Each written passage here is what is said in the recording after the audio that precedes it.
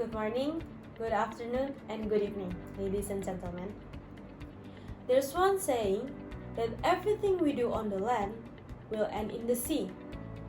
If we litter in the land, the trash will end up in the ocean. If we take care of our trash, the sea will get cleaner. My name is Lorca Andrea, and I am the LSPR Communication and Business Institute Jakarta student under the supervision of Mr. Charles Bonar Sirait as my mentor and lecturer. I am here today to talk about an issue that is very important yet forgettable.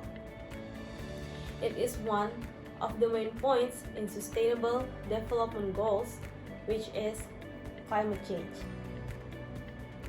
First, let's talk about carbon footprint. What is exactly carbon footprint? According to nature.org, carbon footprint is the total amount of greenhouse gases, including carbon dioxide and methane, as the result of human activities, whether it's individual or organizational. All of these greenhouse gases trap the heat in our atmosphere and make our Earth more warmer. Our Earth has a thin layer of atmosphere, and when the energy of the sun comes to Earth, it will radiate back to space, and some of it will be caught by the natural greenhouse gases. But our activities are making the atmosphere thicker and trap the heat that the sun radiated. The goal of the Paris Agreement is to keep the average temperature of 2 degrees warmer since pre-industrial times. But in fact, we are now on track to 3.2 degrees warmer by the end of the century. Since the 1980s, the global average temperature has been rising rapidly. This can cause catastrophic damage. As a result, more than a third of the Antarctic ice shelf risk collapse as our Earth becomes more and more warmer.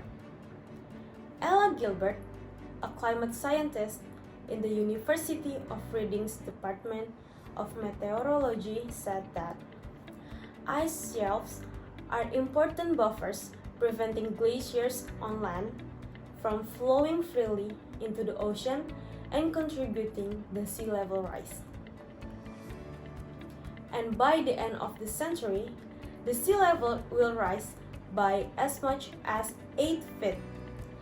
There will be lots of destructive ocean-based storms such as heat waves, intense storms with longer periods, hurricanes, typhoons, and cyclones.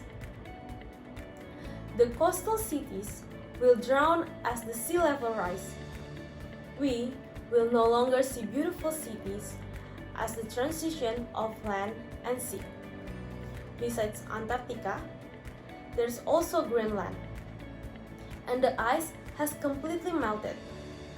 This will also make our world inhabitable. If we don't do something, if we didn't make a change, this can be catastrophic. We have to do something. We need to make a change by using renewable energy.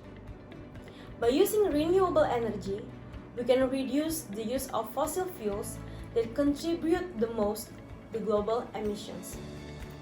We can also reduce the use of transportation and take fewer flights.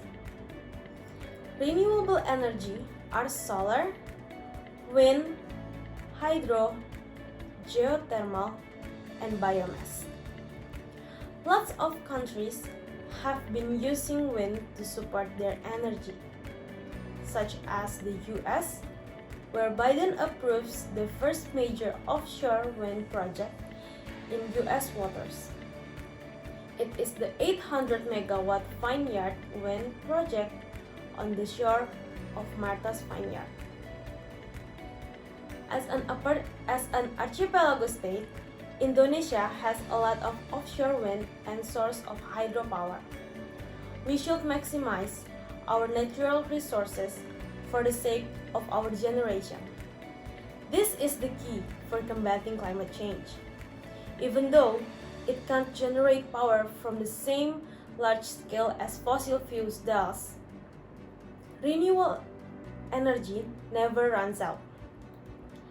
The potential area in Indonesia for wind power and solar power is on Nusa Tenggara Timur. We have to support the renewable energy development in our country. Or maybe we can use the rising sea level to maximize the hydropower to prevent more glaciers on ice melts and rise the sea level. As we bring our climate change issue as a global issue in sustainable development goals, I hope that my explanation can give an understanding more about climate change, and thank you for your attention.